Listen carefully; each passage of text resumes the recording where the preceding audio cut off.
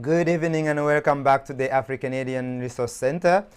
Tonight, Friday, we bring you another program. Tonight, we are going to focus on the Nigerian community, but also talk about business, doing business in Canada as African Canadians, and to also see what are the things that you can do in terms of preparation to succeed here in Canada. We wanted to continue to bring you, obviously, the reports from Nigeria. And so shortly, we are going to be bringing you a guest who has a few things to say about what's taking place in Nigeria. And of course, we're going to talk to him also about his work here in Canada. But before we can do that, let's look at some of the news as we do every evening.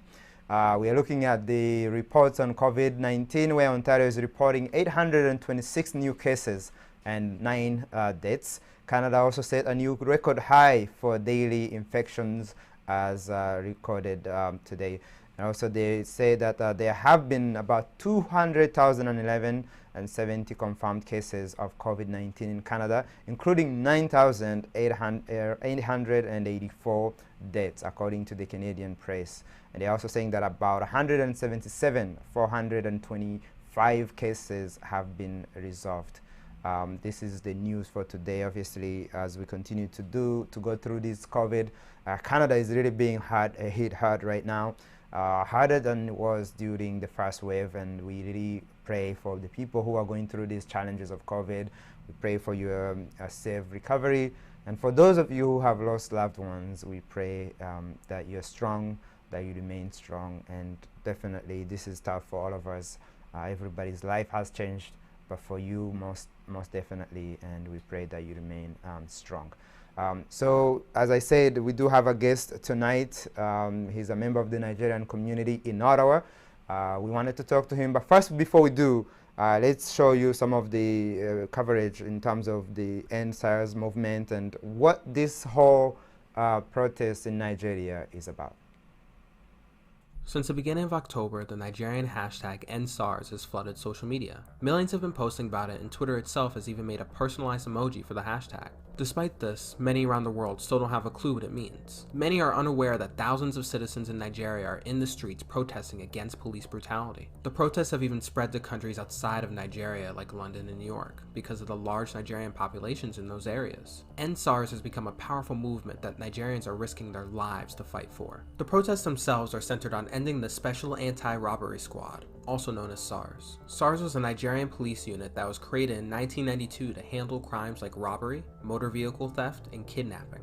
The primary cause of the unit's creation was because of a feud between the Nigerian army and the police force that led police officers to withdraw from their stations, which opened the doors to infamous criminals to take control of Lagos and commit crimes with impunity. The situation meant that a special task force was needed to restore order to the country, and SARS was what the Nigerian government decided on. While SARS may have started with good intentions, the anti-robbery squad has done anything but good. It's become incredibly controversial because of how they violate the rights of Nigerian citizens. In fact, there are thousands of stories from Nigerians that expose the crimes of SARS. The unit has been known to kill, torture, kidnap, extort, and even rape helpless citizens. The people that have suffered the most under SARS are the youth, who are constantly targets for their crimes. Despite SARS sins being obvious, very few, if any, members of the force are ever held accountable. This has led Nigerians, especially the youth, to speak out against them. Protests and anti-SARS sentiment can be traced back to 2017, but it wouldn't be until October 8, 2020 when a video of a young Nigerian man being shot and killed by a SARS police officer went viral. Suddenly, protests were nationwide. Even Nigerian celebrities and influencers came out in support of the movement. Organizations have also sprung up to bring aid to protesters and support those in need. Protesters have made many demands, such as appropriately compensating the families of deceased victims of police brutality, the creation of an independent body set up to oversee the investigation of all reports of police misconduct, psychological evaluation of all disbanded SARS members, and increased police salary. The protests have made some progress. SARS has formally been disbanded. This doesn't mean the struggle is over though. Immediately after the dissolution of SARS, the Nigerian government created the Special Weapon and Tactics Team, which seems to have little difference from SARS. Because of this, the Nigerian citizens haven't given up on protesting. The Nigerian government fiercely opposes the protests though, and have committed atrocities in their efforts to end them.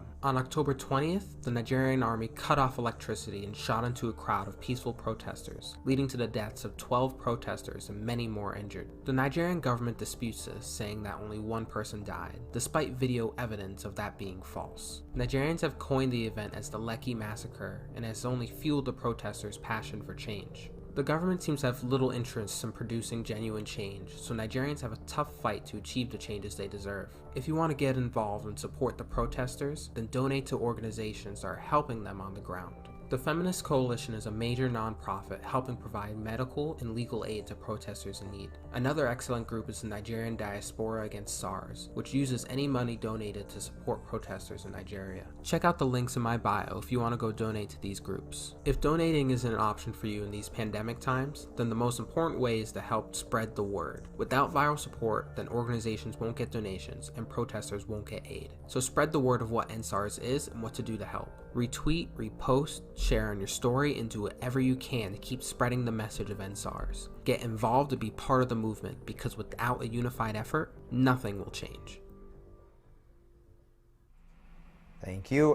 So as you can see, there is a lot of people that are obviously putting out a word for End SARS movement, and that's a part of what we're doing as well. As member of the AfriCanadian community here in Canada, we really want to sort of join hands with the Nigerian community and take these, sometimes we talk about, can you help, can you raise awareness? This is how it happens, we don't, obviously we're working to develop our following, but whomever, you never know who is watching. We really want to do our part in raising awareness to this issue. And part of that is now we're going to bring you our guest, Dr. Baru, who is going to share more about what the community in the Nigerian community is going through right now. Dr. Baru, welcome to our show. Thank you very much, Kizito. How are you doing today? I'm doing really good. How are you? I'm very well today. It's a great day. The weather is great, so I'm very well. Pleased to be here. How about you? How's today? It's good. As always, obviously, like you're saying, the weather is good. Okay. Something we don't expect during these months of October towards November, but we know there is a lot of things that are happening beyond that. But absolutely, you're right. We thank God for at least waking up healthy. Yeah, most definitely. Thanks for having me. Absolutely. Tell the audience, who are you and what you do here in Canada. Okay, my name is Dr. Baru. That's my artistic name, and I am a motivational writer and speaker, and I share motivational content on how to make people live consistently better lives every single day, and how to add values to their immediate community, and by so doing, you're one step better than you are every single day you wake up. And I lived in Nigeria for the first 33 years of my life, and back then I trained and worked as a medical doctor, and also delved into public health research, and I do that on the side also here in Canada. So I'm a new immigrant to Canada, and I currently reside in Ottawa too. All right. So as a new immigrant, that's really maybe a good perspective. How has Canada been for you? And also tell us how long you've been in Canada for. Look, I've been in Canada for almost 1 year now. I came in on the 2nd of December, and it's kind of a new experience. Back home in Nigeria, almost everyone you saw was like you. They had the same skin color, the same culture, the same traditions, more or less like the same values, right? But then we come here and we see people of different ethno-racial backgrounds and people with different perspectives about life, and basically you try to be a good citizen, do what you have to do, and like I always say, always be a better version of who you are, so that's how it is. Yeah, absolutely. And I think I've been here for the last 20 years or so. I think once you come with that sort of mindset, you're most likely going to succeed here in Canada, because I think the challenge for many of us, obviously there is the racism that takes place, but if you can pass through all of that and just focus on all you need to do, you're most likely going to succeed. Many of us learn that late, like myself, but if you pick it up from early times as you just arrived, you'll do just fine. Oh, that's cool. Thanks. Yeah. So tell us about the movement End SARS in Nigeria. What are your thoughts on what's going on today? Maybe give us also a little bit of update on what's happening as of today, October 23rd. Yeah, most definitely. I'll talk about that. The End SARS movement. I would just summarize it before I delve into it. It's been a long time coming. You know, for many years, the Nigerian government have laid the foundation for this type of struggle by their consistent systemic factors that have been inherent within the Nigerian political culture. For many years, I think SARS is the Special Anti-Robbery Squad, and it's a branch of the police. It was formed either in the late 80s or in the 90s, yeah, because then I was still young. And it was as a response to the escalating rates of armed robbery in Nigeria then. So their primary task was to apprehend armed robbers. And I will repeat it again. Their primary task was to apprehend armed robbers. But as has been the culture of some parastatals in the government, where most members of those parastatals and teams engage in random acts of impunity without accountability to the people, right? So they delved from their primary task, which is to apprehend armed robbers, and started harassing citizens. So for a young person in Nigeria, it is a crime to have massive beards, just like I have now. It is a crime to have dreadlocks. It is a crime to have tattoos. It is a crime to use an iPhone. And for many years, SARS have been doing these things, engaging in police brutality. They will arrest people if you cannot bail yourself out with bribe. Sometimes you could be shot dead. And for many years, the Nigerians youth have been conversing and talking to their representatives of the legislature. Make change, make meaningful changes. No one wanted to listen up until this year when a video went viral. The members of the SARS in a city in the south part of Nigeria, they have accosted a young person, shot at the young person, and drove away with the young person's car. And that was when Nigerians said enough is enough. We cannot keep talking to the legislature. You have to go to the streets and peacefully protest. But unfortunately, because of the non-response from the government, some hoodlums hijacked some of the protests in some places and engaged in destruction. And that was what led to the Lekki massacre on the 20th day of October 2020. Nigerian youths will never forget that day, the day the Nigerian government sent the military to shoot at peaceful protesters. And that is why Nigerians all over the world, including in Canada, have been protesting here in Ottawa and all over the cities we are protesting. There must be meaningful change within the government. Merely changing the name from SARS to SWAT doesn't change anything. It is still the same members of SARS that will still be hired to make up the SWAT.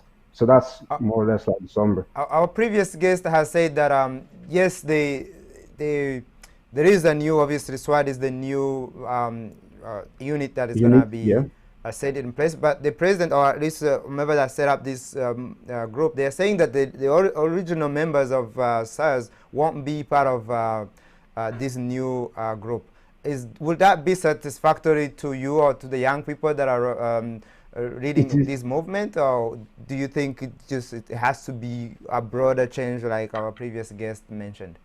See, Kizito, we have to understand something about the members of the Nigerian, and this struggle is not against this current government.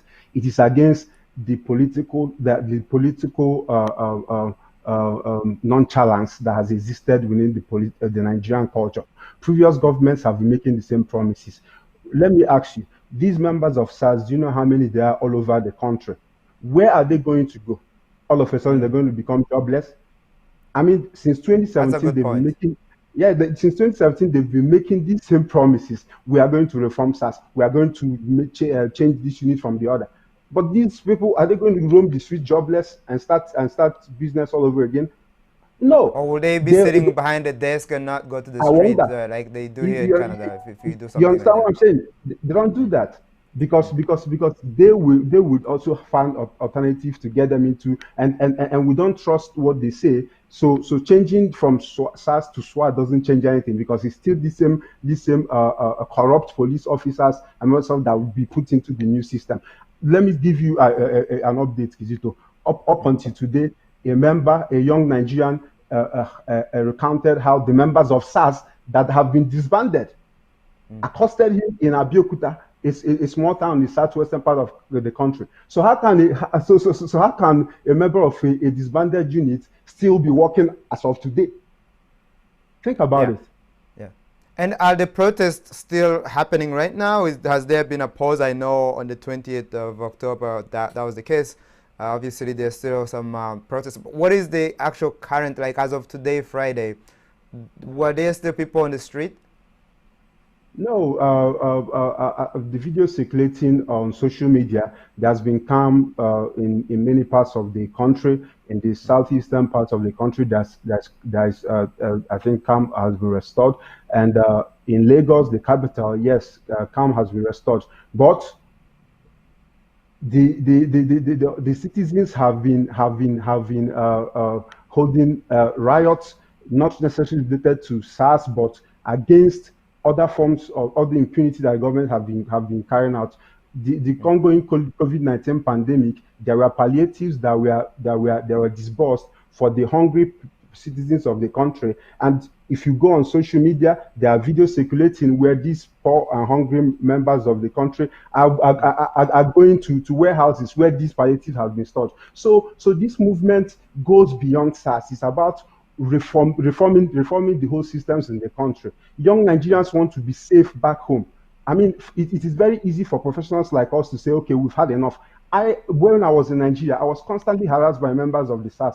Even when I showed them my ID card that I was a medical doctor, back then I used to sport massive beards. Even when I showed them I was my ID card, I was a medical doctor, they still didn't believe it. Sometimes in 2006, they collected money from me. Then I was still in medical college. So and it's easy for young people like us to say, okay, we've had enough. We are going to migrate and leave the country. That was what happened to many of us. Young professionals left the country. But there are many people in Nigeria that don't have the resources to leave the country. So we are still going to speak on their behalf and continue the struggle. Yeah. And also, to me, that is a point. If we are going to leave Africa, as we all do, we should leave Africa to go gain knowledge and skills, not run away from our countries because the conditions are so tough that we cannot be there. And to me, a country like Nigeria that has been peaceful for a very long time, to be still living through that conditions, that's really a failure. And I was mentioning this in our previous show, and I'm continuing to beat this drum until we can, I don't know, obviously I don't know what the influence I would ever have, but to me, it is a failure when we look at the independence movements and we are here in 2020 and our people are still running away from our nations, not because we want to pursue better education, everything. We are running away because the conditions are just so bad. Exactly. And how do we change that from your perspective as a doctor, but also as a person who is looking to motivate people, young people? How do we go from where we are to where we should be as Africans? I will encourage young people not to give up hope. Since we've been in this, I mean, while we were growing up, our parents told us stories about these similar things that happened in their generation. They never gave up. For some of them, they had opportunities to leave many countries in Africa. My parents were professors then. They chose not to leave because they had hope that Nigeria would get better. But it's like a threshold. It comes to a point in your life. It's like a threshold. You have to be honest with yourself. And in my work as a self-improvement writer, I speak and talk and write about self-awareness and self-honesty. You must become self-aware of what is going on. And the second stage is that you have to be honest with yourself, be totally honest. Can I stay back in my country in Africa and make the change that I want? Or can I leave for a developed country where they value my skills and expertise, and then I can have the resources to go back home and make meaningful change? My point is we should not give up hope as young Africans, and whenever we leave, we should not forget the motherland. And that is why I am impressed that many Nigerians all over the world have been mobilizing themselves to speak against the impunity that is going on in the motherland. They didn't just leave to say, okay, I've forgotten about the home and let them just do what they want to do. But they still believe that somehow they can use the resources and their newly found positions to make meaningful change. So that is what I will keep canvassing and keep speaking for. And let me say this, I've been impressed by the presence of the Nigerian community here in Canada, especially here in Toronto. Our next guest has a business Okay. here in Toronto and has done well. Also, we have a lot of Nigerian members in Toronto who have been affected Okay. by what's going on in Nigeria. But overall, Yeah. it's impressive how your community is doing here in Canada. And I think the challenge, or at least like asking people to never give up, I think it's Yeah. something that is we need to do. But for your communities, definitely throughout these crises, you have been incredibly together, and that's Yeah. something that we want to see across the continent. And to even jump to the next point you raised is, for me, I think when we live here, and this is maybe a question to you, when we get here to Canada and we acquire the skills, or we work within the fields that we wanted to work into, as you said, be able to be appreciated for what we do, then we choose to go back home.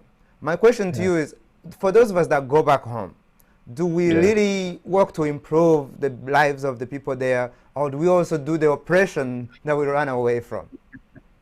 I'll speak from my experience in the past couple of years in Nigeria, because from the year to, I think from 2011, there was a large increase in the number of Nigerians coming back home from abroad, and when they came back, they had intentions to invest massively in Nigeria.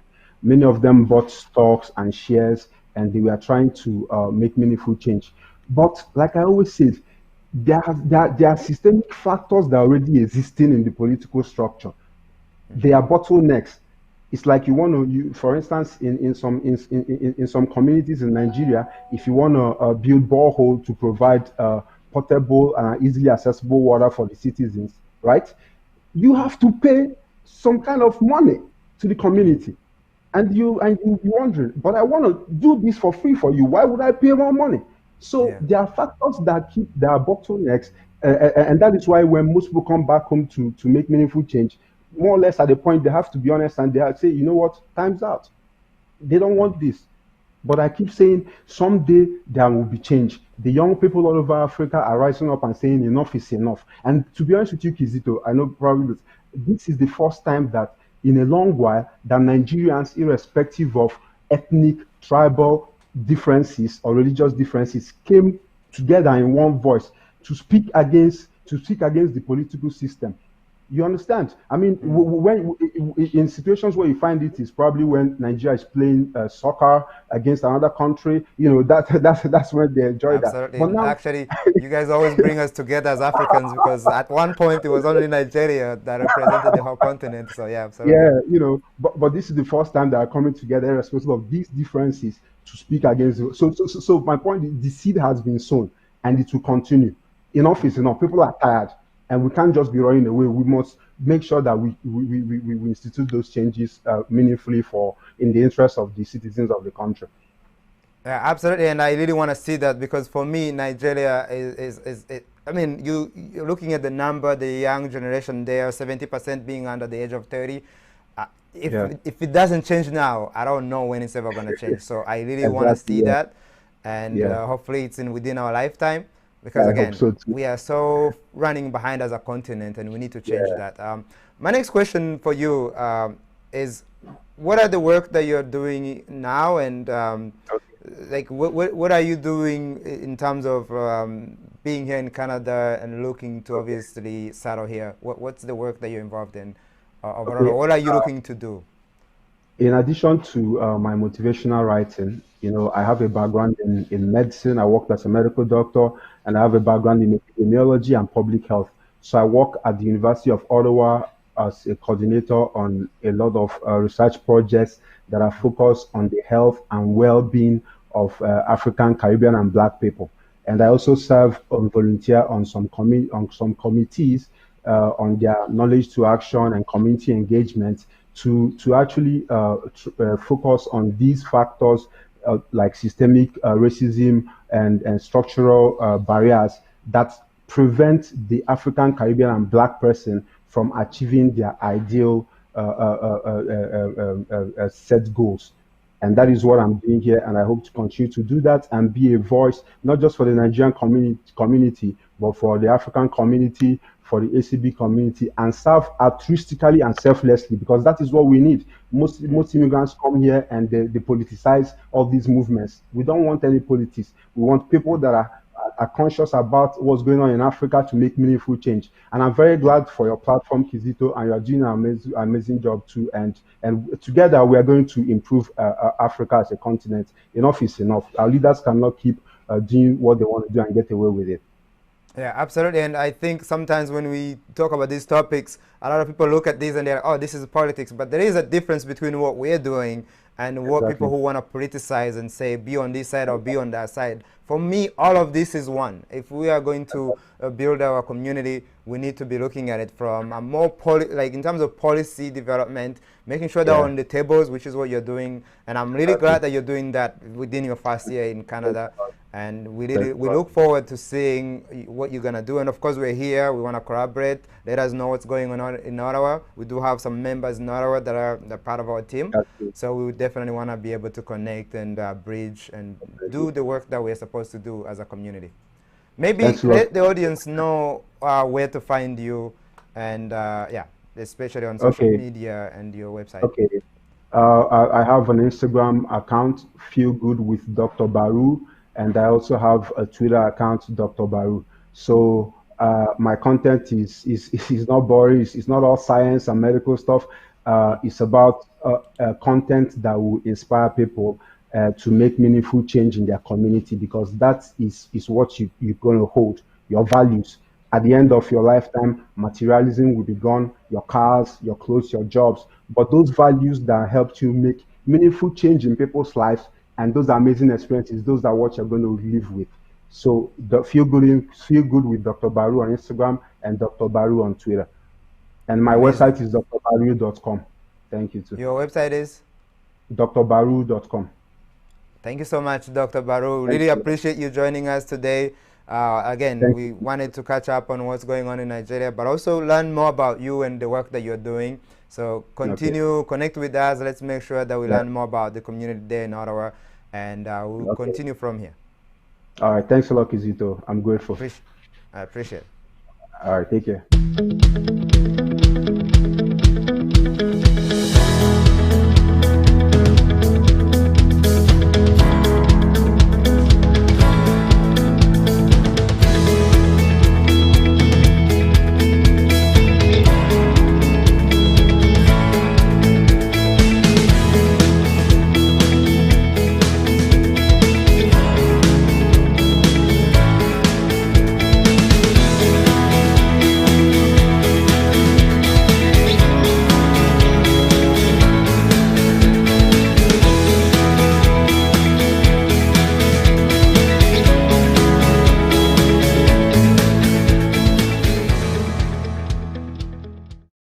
A message from the Government of Canada.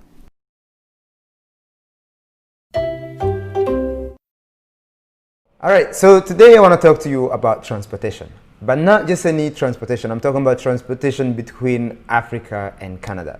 And for many of us, if you know, if you want to get something to Africa, or if you want to bring something here in Canada, the challenge of being able to actually get that goods or produce or whatever it is very difficult for many of us as Africans living in diaspora.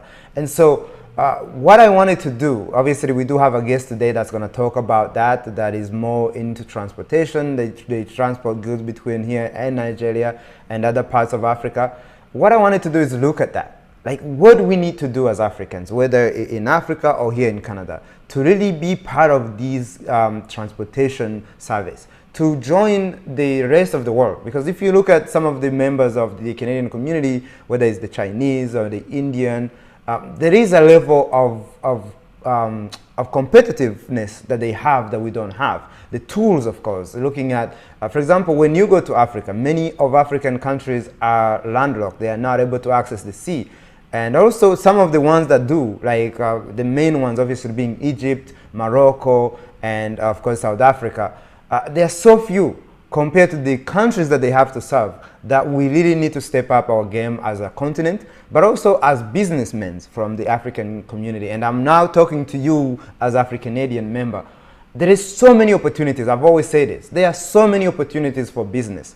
But I think many of us always follow what's hot. We follow the trend.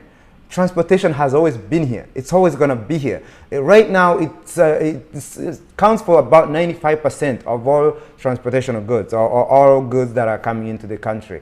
So why don't we have more Africans in this area of activity? What's stopping us from getting there? This is really something that I need for us to look at, to really ask ourselves, why are we always sort of, there is like right now there's a trend of being an entrepreneur, but there is not that many entrepreneurs in the transportation world. And if they are, we need to know who you are. We need to reach out to you. We need to highlight your work, because for sure, if there is one thing that Africa needs today, it is a competitive transportation company. Because yes, we do have the likes of DHL, obviously Amazon is taking over as well, but we need our own people that understands the area, that understands where we're shipping things, who we're shipping things to and from, that can actually help to make this easier for us in diaspora. Like, for example, right now during COVID, we're not able to travel, but at least we can get the goods from Africa. We can have that taste of what's going on, what we usually get when we escape the winter months to go to Africa. So that's something that I really need for us to look at and to embrace doing different businesses that actually solve the problems, which is why we have our guest today from the Golden Cheetah, who's going to talk to us about his business here in Toronto. All right, Zed, thank you for joining us. We thank you again. We know you're busy today, but we appreciate you being with us today. First of all, let our audience know what you do and who you are. All right, Liam, thank you very much. My name is Jeff. I'm the founder and the owner of Golden Cheetah Logistics. So what I basically do is logistic. I run a logistic company and import and export company. So I bring things from Africa. Let's say you want to bring some things from Africa and you want to bring it down to Canada. So if you contact our company, we can manage to bring your good from Africa down to Canada here. And also we can stand as a custom broker for you to clear your shipment from custom, and we can bring it down to your doorstep. Oh, that's amazing. So I was thinking you mostly do the shipping from Canada to Africa. I didn't realize you also bring goods from Africa to Canada. That's amazing. Yes, we bring from Africa. So let me ask you then, how does that work for Africans? Because one of the things that I've seen as a challenge is I work a lot with different communities, the Indian community and the Chinese community, and I noticed how it is easy for them to bring goods to Canada. What is the main challenge when you're bringing goods to Canada? What's the challenge that you face as far as the customs are concerned? Well, basically, most of the challenges that we face is how to find a route to bring those goods right from Africa down to Canada here. And when the goods arrive to Canada, also, we have to see how we can manage to clear the most of the goods from custom, because there are some procedure that you have to follow. There are some standard procedure that's custom set. So just because for our own personal good and to have a good health that we have to follow. And this include having some certain license in order to operate as a custom brokers. So these are the things, these are most of the challenges to get to get those license and to clear those goods out from the custom, to find a route down from Africa down to Canada here. These are kind of most of the challenges that we face. And is it any different compared to other communities from other nations? I guess I'm trying to have a better understanding. And for me also, I'm asking you this as an organization that really wants to work on bringing awareness to these kinds of issues and raising awareness. Obviously, our goal is to do advocacy for members of our community. Is there something that you want or you wish could improve for organizations, companies like yours bringing goods from Africa? Well, we don't have any things that change between different countries. So the procedure and the standard is always the same. But coming from Africa background, we are less how do I say this?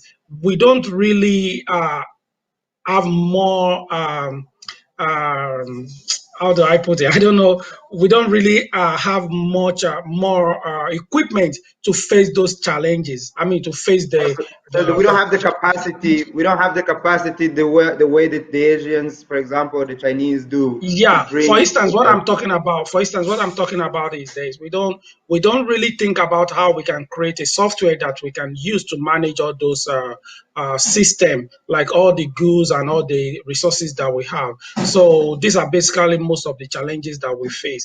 But basically, the rules, the procedure is always the same. But So for the same Africa, everywhere.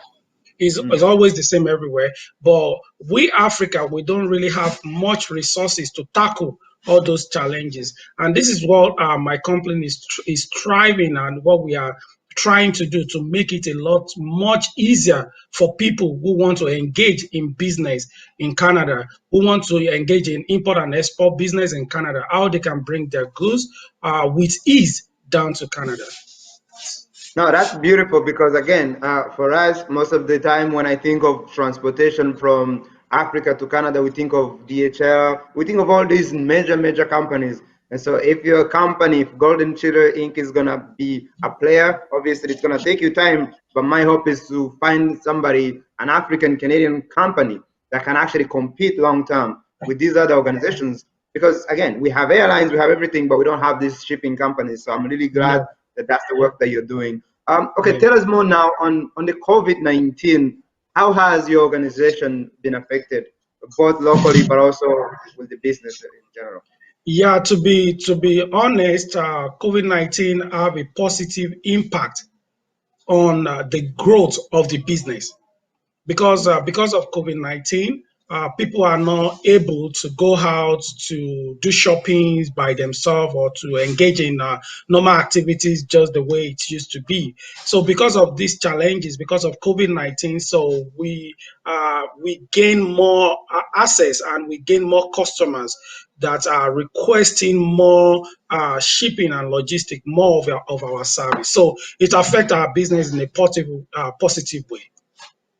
Oh, I mean, I guess you have the same problem as Amazon as far as everybody's at home, so they have to order. Okay, that makes sense.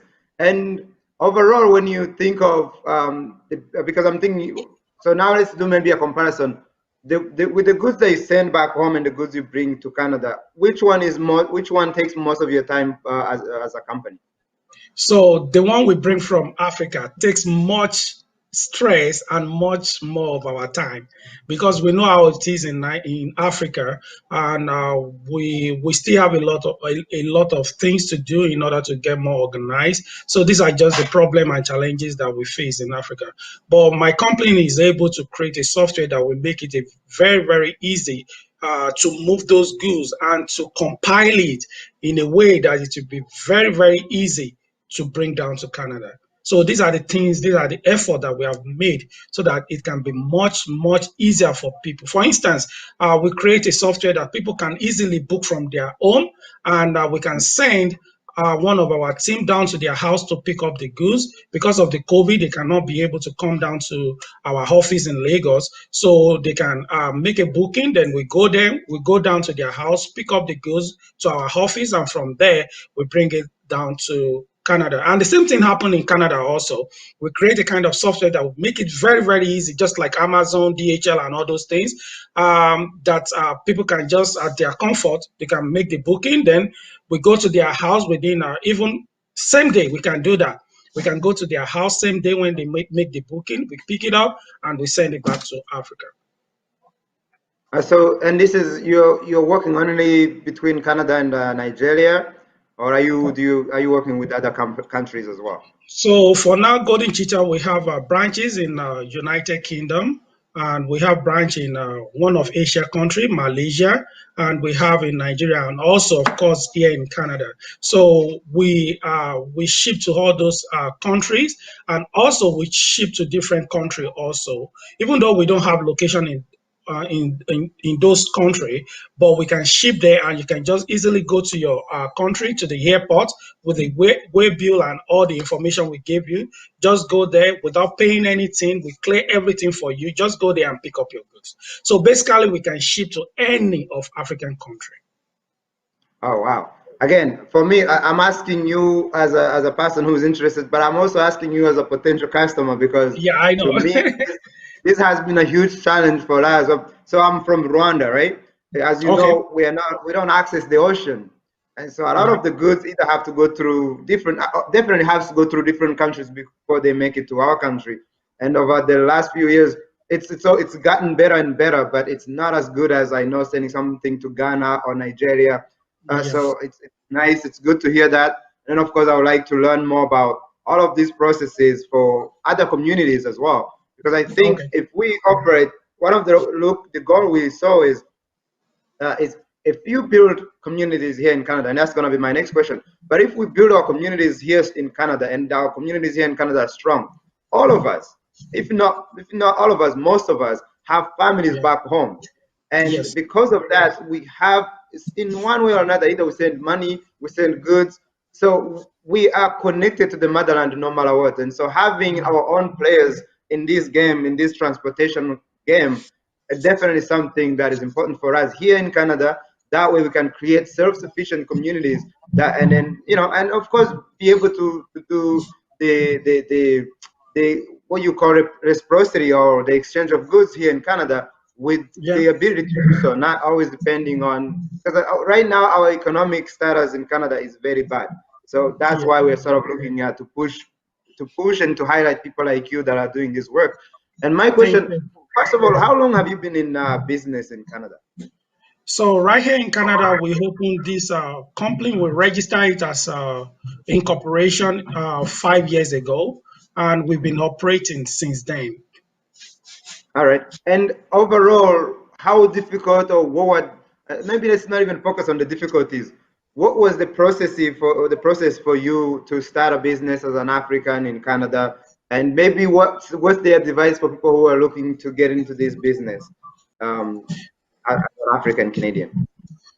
Yeah, so I think the process is quite simple, and Canada set a standard. In fact, Canadian government, they have interest in African building their business. Once it is legit business, they have interest. They are trying to build us. They want us to have something tangible in this country. And the process is quite simple. So it just requires capital, which you have to meet up with, and you have to do the normal registration, get your GST, get all the certificate that you need in order to operate the business, then get your insurance.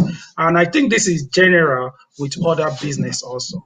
So it's not something that is kind of very hard to operate business in Canada, just like people always think.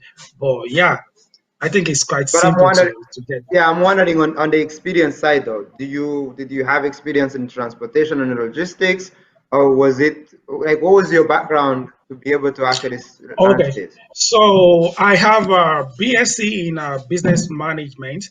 So, and that give me idea on how to run a business. I've actually been running my own personal. This is not the only business I have. I have some other business that I run here in Canada also. So I've been running business for the past 16 years successfully, and I also have a diploma in computer engineering, and I have a kind of certificate in web programmer also. So this give me ability to get more chance into what is going on in web development area, and this give me chance also to have more focus on how to build some software that will help me to manage the business that I'm running as well. So yeah. That's amazing. I mean, obviously, that's how you're able to create that app that you're talking about. And Yeah. honestly, having these different backgrounds, to me, that's the thing I like about entrepreneurship. You're not so focused on one thing. As it's you basically look at the problems and you look at everything you know and you create a Yeah, solution. of course. Sounds like that's what you So have done. yeah, so we focus on the problem and we think about how are we going to solve this problem.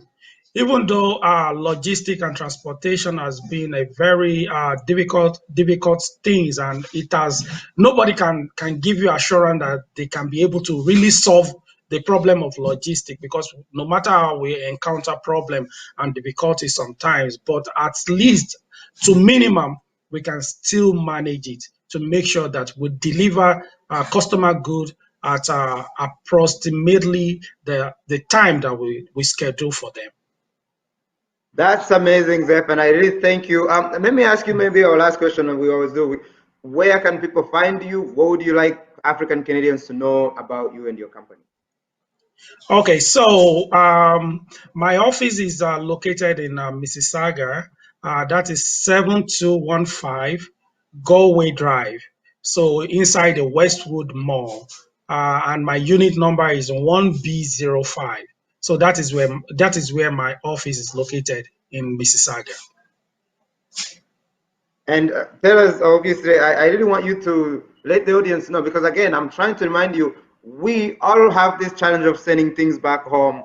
What should people know about your company so they can actually begin to ship their goods through you instead of going through DHL? I'm not saying don't send stuff with DHL, but I'm promoting my Yeah, African. so how we can grow. Yeah, so basically, I will just advise my people from back home whenever they want to send things to Africa, they can usually contact Golden Cheetah. They can check my website on www.goldencheetah.com. The cheetah doesn't have H at the end, so that that won't create another problem. It's www.goldencheetah, no H.com. So that is my website, and the good things about my company is that when you bring your goods, we don't have minimum and we don't have maximum. So you can actually bring any. Maybe you have 5 kg, you have 10 kg, and the good thing about it is that you will get a good price, a good deal when you bring it, and your goods will get to your destination within maybe 5 working days, just normal shipping time that any other shipping company will give you, like from within 3 days to 5 days, or depends on how you want us to ship it. And basically, you can ship anything except any item that are flammable and any item that have batteries. So if you have any item that have a lithium battery, we can also ship it, but we have to to process the document for such package or such item also. All right, thank you so much. And I really wanted you to make sure we put your information there. We were going to be sharing this, obviously, but we thank you for joining us. I know you're at work. I can hear trucks moving behind Yeah, you, but thank yeah, you we for are joining us, moving. We are giving us this moving goods time. today. Huh? We are moving goods today, so Oh people yeah, are busy you're talking, working you're inside. talking about that. You have a shipment going on actually today. So yeah, we Yeah. really appreciate your time, and we look forward to seeing more of your work for sure, and connecting with you in the near future. Yeah, thank you very much. I really appreciate you, and I really appreciate the work you are doing in order to grow African community here in Canada. So this is a very, very great opportunity, and I'm very happy to be part of this. Thank you very much. Thank you. It's our honor. It's our pleasure. Thank you so much. All right, thank you. Have a good day. Bye. My entrepreneurship readiness challenge to Afro-Canadians. And I'm asking you this because I've asked the same question to myself for many years. And even to this day, I continue to ask this question because I see us sort of going through the same challenge all the time. And the readiness I'm talking about is the capital challenge. If you want to do business, if you're interested in doing business, are you ready? How is your credit? How is your bank balance? All of these things. Of course, I'm not challenging you personally. I'm challenging us as a community, because what happens is, if you look at many of our people, one of the challenges that we are having in terms of accessing funds is we don't have someone that we can go to, someone that looks like us, somebody with our background, talking about the AfriCanadian, who we can go to and say, I want to do this, can you fund me? So when we go through seeds of course, for example, if we're going through seeds of funding and we're looking for funds for our business or whatever the idea we have, we don't have somebody in our community that we can go to. We have to go through the normal or the general banks that everybody goes to. And that is good to do. But what do we need to do? What can we do more to make sure that our communities have these resources as well? Part of why we're here, part of why the RCHC decided to bring the Africanadian Resource Center to being is because we want to answer these kinds of challenges or these kinds of problems that exist in our community. We want to be able to find people that have funds or have capital that our people can access if they are looking to do business. Because not everybody is looking to do the non-for-profit. Some of us are looking to actually start business, build ventures that can actually compete across Canada and across the globe. But the challenge is, do we have the money to do so? And I don't mean in your bank account, but in the community. Is there a place, is there people that we can actually go to and say, this is my idea? People who trust us, people who believe in us. Because that's really what it is. A lot of us, not just Africans, but a lot of us as entrepreneurs, what we need is that access to capital. And we're not all born with money. So how do you go from 0 to 1? How do you actually go from an idea to funding to actually starting a business? Do we have people in our community? And if they are, let's find them. Let's make sure that we actually reach out to them. Let's create these almost like hub. Let's create a hub of funding for people that are like us. So that way, if we're building something that is familiar to us, we can actually support it. So my challenge to you is that of entrepreneurship readiness. Are we ready to support entrepreneurs in our community?